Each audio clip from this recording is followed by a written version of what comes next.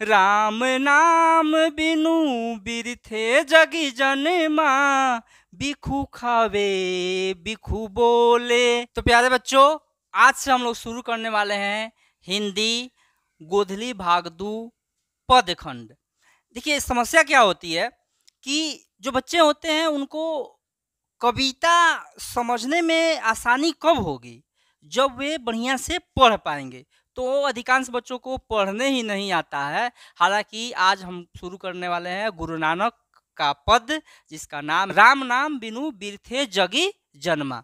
तो यह कविता किसके द्वारा लिखी गई है, यह पद खंड किसके द्वारा लिखा गया है? तो द ग्रेट गुरु नानक के द्वारा लिखा गया है। अगर आप 10th क्लास में पढ़ते हैं या फिर नहीं भी पढ़ते हैं तो आपको एग्जाम में नंबर मिल जाएगा, और नहीं पढ़ते हैं तो आप भगवान के भक्ति में शामिल हो जाएंगे। तो इसलिए आप सभी को यह वीडियो जरूर ही देखना चाहिए। मैं बिल्कुल आसान भाषा में आपको समझाने वाला हूँ गुरु नानक की कविता, जिसका नाम है राम नाम बिनु बिरथे जगी जन्मा का अर्थ, जिससे आप अपने मन से आसान भाषा में इसका क्वेश्चन आंसर भी बना सकते हैं बिना किसी से पूछे हुए। और गारंटी है कि अगर आप इसको मेरे वीडियो के माध्यम से समझने का प्रयास करेंगे तो यकीनन आप इस कविता को जीवन में कभी भूल नहीं पाएंगे। तो बिना किसी देरी के शुरू करते हैं। तो जैसा कि मैंने बताया था कि सबसे पहले हम लोग जानेंगे कि इसको पढ़ा कैसे जाएगा। तो इसके लिए मैं एक स्पेशल धुन तैयार किया हूँ, जिसको आप लोग निश्चित तौर पर समझने का प्रयास कीजिएगा। बाद में इसका मैं अर्थ समझा दूंगा, जिससे आप क्वेश्चन आंसर भी बना दीजिएगा। इसका भावार्थ वगैरह भी मैं लिखवा दे रहा हूँ। तो कविता ऐसे है, इसको इस धुन पर पढ़ने का प्रयास कीजिएगा। राम नाम बिनु बिरथे जगी जनमा, बिखू खावे बिखू बोले, बिनु नावे निहि फलू मटी भ्रमना, पुस्तक पाठ व्याकरण बखाड़े, संधिया कर्म निकाल करे, बिना गुरु शब्द मुकुति कहाँ प्राणी, राम नाम बिनु अरुझि मरे, दंड कमंडल शिखा सुत धोती, तीरथ गौनु अति भ्रमनु करे, राम नाम बिनु शांति न आवे, जपि हरि हरि नाम सुपारी परे, जटा मुकुट तन भस्म लगाई, वसन छोड़ी तन नगन भया, जेते जिया जंत जल थल महियल, जत्र तत्र तू सरब जिया, गुरु प्रसादी राखिल जन को, हरि रस नानक झोली पिया। इस धुन पर आपको पढ़ना है। और जब मैं जब पढ़ रहा था, थोड़ा सा वीडियो और आप पहले करके मेरे साथ इसको दोहरा सकते हैं। बार बार वीडियो है तो बार बार जितना बार मन करे आप दोहरा के इसके धुन को तैयार कर सकते हैं। तो कहने का मतलब है कि इस धुन पर पढ़ना है। अब पढ़ने जब आ जाएगा तो इसका अर्थ समझना बिल्कुल आसान हो जाएगा। कैसे? तो जो इसमें पद है, पद क्या कहता है, गुरु नानक क्या कहते हैं? तो गुरु नानक जो है कहते हैं, राम नाम बिनु बिरथे जगी जन्मा। जो व्यक्ति इस संसार में जन्म लिया है और वह राम का नाम नहीं लेता है तो उसका जन्म व्यर्थ है। जो व्यक्ति राम का नाम नहीं लेता है उसका जन्म इस संसार में व्यर्थ है, बेकार में ही जन्म ले लिया, पैदा हो गया। हालांकि गुरु नानक जो थे सिख धर्म के प्रवर्तक थे और उन्होंने एक नया धर्म चलाया था, सिख धर्म, और उसके संस्थापक थे।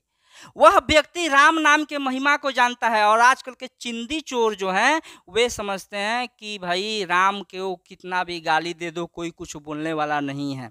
मतलब बाकी हिंदू धर्म को जो टारगेट किया जा रहा है, तो एक अलग धर्म का व्यक्ति कहता है कि जो व्यक्ति संसार में जन्म लिया है और राम का नाम नहीं लेता है तो उसका जन्म इस संसार में व्यर्थ है। राम नाम के बिना वह जो भी खाता है वह विष के समान है, या फिर जो कुछ भी बोलता है वह विष के समान है। उसका जन्म इस संसार में निष्फल हो गया है, उसके जन्म का कोई फल मिलने वाला नहीं है। अगर वह राम का नाम नहीं लेता है उसकी बुद्धि भ्रमित हो जाती है। किस व्यक्ति का जन्म व्यर्थ है? तो जो व्यक्ति राम का नाम नहीं लेता है उसका जन्म इस संसार में व्यर्थ हुआ है। और जो कुछ भी खाता है या फिर बोलता है वह क्या होता है? वह जहर होता है, वह विष के समान होता है। पुस्तक पाठ व्याकरण बखारे, संधिया कर्म निकाल करे। लोग क्या करते हैं कि धार्मिक पुस्तकें पढ़ते हैं, रामायण महाभारत गीता या कोई भी धार्मिक पुस्तक पढ़ते हैं। धार्मिक पुस्तकों के पढ़ने से सोचते हैं कि हम पुस्तक पढ़ेंगे तो क्या हो जाएगा कि भाई हम मोक्ष को प्राप्त कर लेंगे, हमको मुक्ति मिल जाएगी। जबकि गुरु नानक अपने पद के माध्यम से कहते हैं कि पुस्तकों को पढ़ने से, पाठ या व्याकरण का व्याख्यान करने से, या फिर शाम को देखते हैं बहुत लोग दिया दिखाते हैं फोटो के सामने, भगवान के फोटो के सामने दिया दिखला लेने से कुछ होने वाला नहीं है, आपको मुक्ति नहीं मिलेगी। मुक्ति जब मिलेगी तो गुरु के उपदेशों को ठीक से सुनकर उसका पालन करने से मिलेगी। राम के नाम के बिना कोई भी व्यक्ति इस जीवन के चक्र में, इस जीवन का जो जंजाल है इसमें फंसकर और उलझा जाएगा, अर्थात उलझ जाएगा और वह मर जाएगा। इसलिए आपको दिखावा करने से बढ़िया है कि आप राम का नाम लीजिए। दंड कमंडल शिखा सुत धोती, तीर्थ गौनु अति भ्रमनु करे। राम नाम बिनु शांति न आवे, जपि हरि हरि नाम सुपारी परे।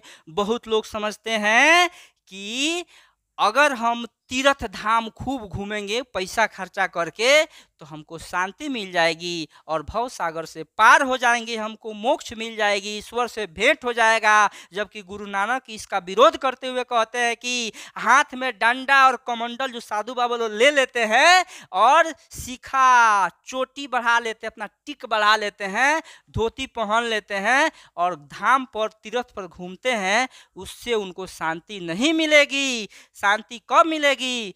शांति मिलेगी राम नाम का जाप करने से मिलेगी। इसी से आप हरि अर्थात भगवान को प्राप्त कर सकते हैं और मरने के बाद भव सागर को भी पार कर सकते हैं।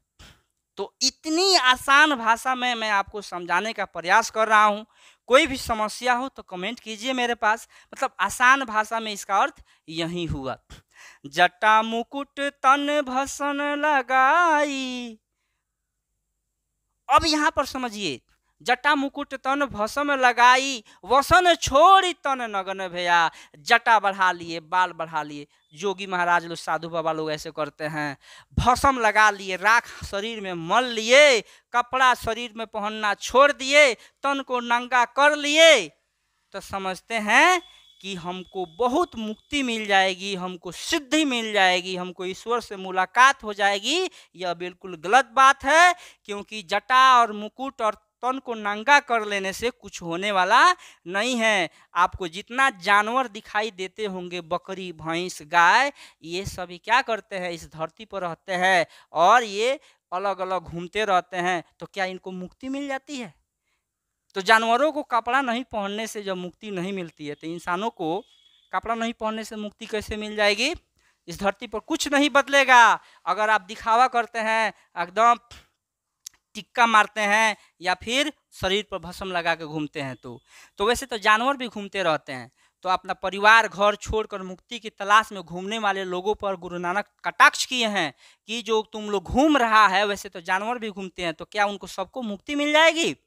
गुरु प्रसादी राखिल जन को, हरि रस नानक झोली पिया। गुरु के आशीर्वाद से ही हरि अर्थात भगवान से मुलाकात हो सकती है, उनको प्राप्त किया जा सकता है, उनको अपने वश में किया जा सकता है। कब? जब आप गुरु का आशीर्वाद लीजिएगा तब। आजकल के जो लोग होते हैं, गुरु का कितना आशीर्वाद लेते हैं आप लोग तो समझते ही होंगे। गुरु के चक्कर में आजकल कोई नहीं रहता है।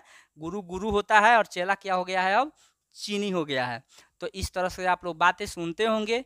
तो गुरु का आशीर्वाद जब मिल जाए तो आप ईश्वर को प्राप्त कर सकते हैं। जैसे मैंने, अर्थात कौन, गुरु नानक ने हरि के रस को पी लिया है। हरि के रस को कब गुरु नानक पी लिए हैं? जब उनके गुरु के बताए हुए राह पर, उनके नक्शे कदम पर चले तो उन्होंने हरि को प्राप्त किया और उनको ज्ञान मिल गया। उसी तरह समस्त लोगों को भी ईश्वर से मुलाकात कब हो सकती है? जब वो गुरु के, सच्चे गुरु के बताए हुए, इन्हें के राम रहीम के चक्कर में फंस जाना, या फिर क्या बोलते हैं, आसाराम बापू जैसे गुरु के चक्कर में ना, मैंने अच्छे गुरु के संपर्क में जाइए और उनसे कुछ ज्ञान लीजिए और हरि को प्राप्त, ईश्वर को प्राप्त करने का साधन ढूंढिए।